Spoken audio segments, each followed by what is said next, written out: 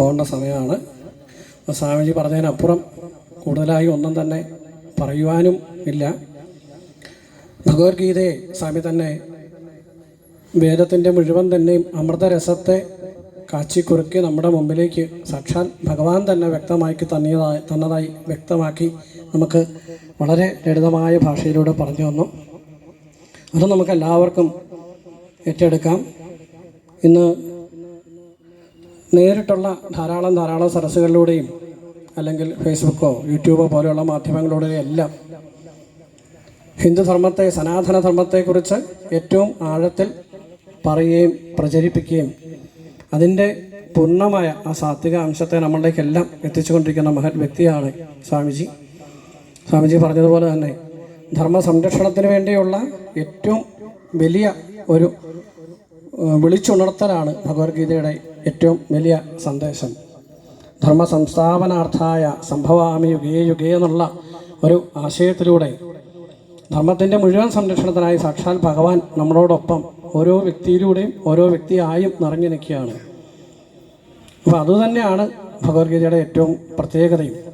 നമുക്കെല്ലാം ഓരോ ചോദ്യചിഹ്നമായി നിൽക്കുന്ന ഓരോ പ്രതിസന്ധികളുടെ മുമ്പിലും ഭഗവാന്റെ ആ ഉപദേശം നമുക്ക് പ്രയോജനപ്പെടട്ടെ. ഈ ഭഗവത്ഗീത ക്ലാസ്സും സ്വാമിയെപ്പോലെ ഹൈന്ദവ ധർമ്മത്തിൻ്റെ അങ്ങേക്കര കണ്ട അതിനെ ഏറ്റവും ഹൃദയസ്പർശിയായ രീതിക്ക് ഏവർക്കും പറഞ്ഞു കൊടുക്കുന്ന സ്വാമിജിയുടെ ഒരു തുടക്കം കുറിക്കാൻ നമുക്ക് സാധിച്ചത് ഏറ്റവും വലിയൊരു വിജയമാണ്. അത് ഈ നാട്ടിലെ എല്ലാവർക്കും തന്നെ ആത്മീയതയുടെ ഒരു ദീപനാളം മനസ്സിൽ ഉറപ്പിക്കാൻ ഇതൊരു അവസരമായി മാറട്ടെ എന്ന് ആശംസിക്കുകയാണ്, പ്രാർത്ഥിക്കുകയാണ്.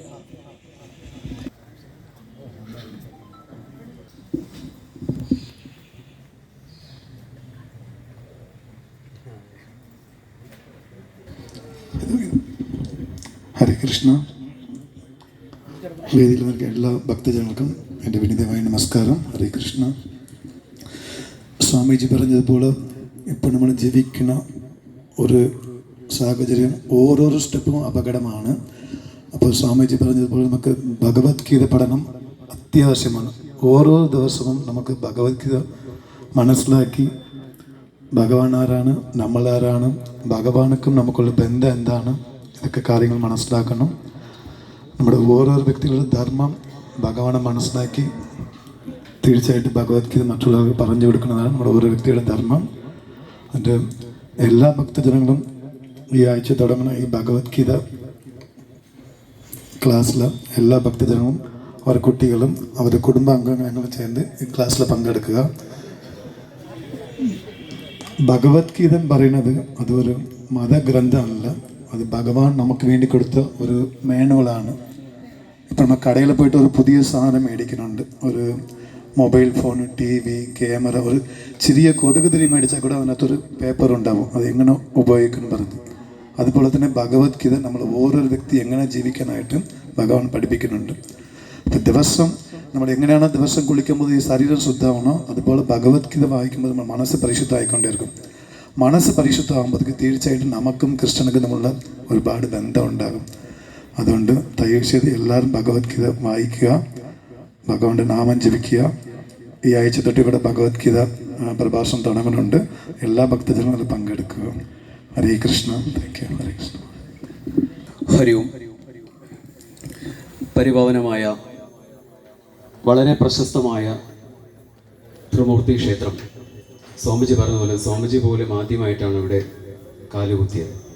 സ്വാമിജിയുടെ പാദസ്പർശത്തോടുകൂടി ഒന്നുകൂടി ഈ പ്രദേശം ധന്യമാവുകയാണ്. കാരണം കേരളത്തിലെ സന്യാസി പരമ്പരയുടെ അവർക്ക് തന്നെ ഒരു സംഘടനയുണ്ട്. സന്യാസിമാർ തന്നെ ഒരുമിച്ച് കൂടി ഹൈന്ദവ ധർമ്മത്തിന് വേണ്ടി പ്രവർത്തിക്കുന്നുണ്ട്.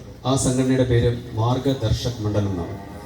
അതുപോലെ മന്ത്രിമാരെല്ലാം ആചാര്യന്മാരാണ് ആചാരങ്ങളുടെ കാര്യങ്ങളിൽ അന്തിമമായിട്ട് കാര്യങ്ങൾ പറയേണ്ടത് എന്നുള്ളതുകൊണ്ട് തന്ത്രിമാരും സന്യാസിമാരും അടങ്ങുന്ന ആചാര്യ സദസ്സുണ്ട്. നമുക്ക് ഹിന്ദു സമാജത്തിന് നേതൃത്വമുണ്ട്. അവരാണ് നമുക്ക് ആചാരങ്ങൾക്ക് വേണ്ടിയിട്ട് എന്ത് വിഷയമാണെങ്കിലും ക്ഷേത്രത്തിലുണ്ടാവുന്ന ആചാരപരമായ കാര്യങ്ങളിൽ അന്തിമമായ വാക്ക് അവരുടേതാവണം എന്നുള്ളതുകൊണ്ട് അതിനുവേണ്ടിയും ഒരു സംഘടനയുണ്ട്, ധർമ്മ ആചാര്യ സഭ.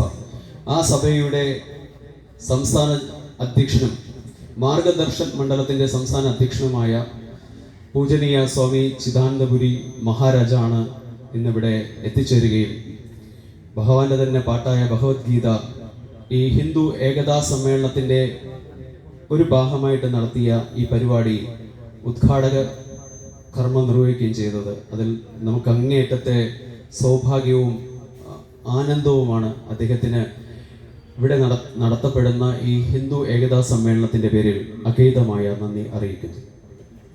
അതുപോലെ തന്നെ വേദിയിലുള്ള വിശിഷ്ട വ്യക്തിത്വം പൂജനീയ ബ്രഹ്മശ്രീ പുതുമന മഹേശ്വരൻ തിരുമേനി. അദ്ദേഹം ജന്മം കൊണ്ട് മാത്രമല്ല കർമ്മം കൊണ്ടും നമുക്ക് ഈശ്വരാരാധനയിൽ മുഴുകാം. അതിൻ്റെ എല്ലാ കർമ്മങ്ങളിലേക്കും പൂജാരി വരെയായി നമുക്ക് നമ്മുടെ നിയോഗം ഉണ്ടെങ്കിൽ അതിലേക്ക് എത്തിച്ചേരാൻ അതിനുവേണ്ടിയുള്ള അവസരമൊരുക്കുന്ന ഒരു മഹത് വ്യക്തിത്വമാണ്. താന്ത്രിക വിദ്യാപീഠം സ്ഥാപിച്ചുകൊണ്ട് പഠിക്കാൻ വരുന്നവരെ കണ്ടെത്തി അതിന് യോഗ്യനാണെങ്കിൽ അതിന് പ്രാപ്തമാക്കുന്ന ഒരു മഹത് വ്യക്തിത്വമാണ് അദ്ദേഹവും നമ്മുടെ ഈ സന്നിധിയിലാണെന്നുള്ളതുകൊണ്ട് ഒരു മഹാഭാഗ്യമാണ്. അദ്ദേഹത്തിനും ഈ ഏകതാ സമ്മേളനത്തിൻ്റെ പേരിൽ അഗൈതമായ നന്ദി അറിയിക്കുന്നു. ഒപ്പം ലോകത്ത് തന്നെ ഏറ്റവും വലിയ ഒരു ഹൈന്ദവ പ്രസ്ഥാനമാണ് ഇസ്കോൺ. ശ്രീകൃഷ്ണ ഭക്തിയിലൂടെ ഹൈന്ദവ സമാജത്തിന് ശക്തി പകർന്നുകൊണ്ട് വളരെയധികം വിദേശികൾ പോലും ഇന്ന് ഹൈന്ദവ ധർമ്മത്തിലേക്ക് കടന്നു വരികയാണ്. അതിനൊരു കാരണം ഇസ്കോണിൻ്റെ പ്രവർത്തനമാണ് ലോകത്ത്. ആ ഇസ്കോണിൻ്റെ ഈ തിരുവനന്തപുരത്തിൻ്റെ എല്ലാമായ സ്വാമിജി ശ്രീ പൂജനീയ ഗിരിരാജ് മഹാരാജ്, അദ്ദേഹത്തിനെയും ഈ സമ്മേളനത്തിൻ്റെ പേരിൽ അഗൈതമായ നന്ദി അറിയിക്കുന്നു. ഈ സമ്മേളനത്തിന് വേണ്ടിയിട്ടുള്ള മുഖ്യ കാര്യദർശിയായിട്ട് ഇവിടെ ഈ ഭഗവത്ഗീത സ്വീകരിച്ചുകൊണ്ട് ഒരു നിശ്ചയദാർഢ്യമാണ് ഇതിവിടെ പഠിപ്പിക്കുക. ഈ തലമുറയിൽ വരാൻ പോകുന്ന തലമുറയും ഒക്കെ ഹിന്ദു സമാജത്തിൽ ഉറച്ചു നിൽക്കേണ്ടത് അനിവാര്യമാണ്. കാരണം നേരത്തെ സൂചിപ്പിച്ചതുപോലെ ചഞ്ചലപ്പെട്ട മനസ്സാണ്, ഭ്രാന്തമായ മനസ്സാണ്. എന്ത് ചെയ്യണമെന്നറിയാത്ത അർജുനെയാണ് ഉപദേശിച്ചുകൊണ്ട് ആ കർമ്മയോഗിയാക്കി മാറ്റിയത്. ആ ഭഗവത്ഗീത നിശ്ചയദാർഢ്യമുള്ള ഒരു കൈകൾ ഇവിടെ ഏറ്റുവാങ്ങിയിട്ടുണ്ട്. നമ്മുടെ രാഷ്ട്രീയ സ്വയംസേവ സംഘത്തിൻ്റെ ഭാഗകാര്യവാഹായിട്ടുള്ള സന്തോഷി, അദ്ദേഹത്തിനും ഈ ചടങ്ങിൻ്റെ പേരിൽ ഞാൻ അഗൈതമായ നന്ദി അറിയിക്കുന്നു. ഇവിടെ കൂടിയിരിക്കുന്ന നമ്മുടെ സംഘചാലക് വിജയൻ ചേട്ടൻ അടക്കമുള്ളവർ ഈ സദസ്സിലുണ്ട്.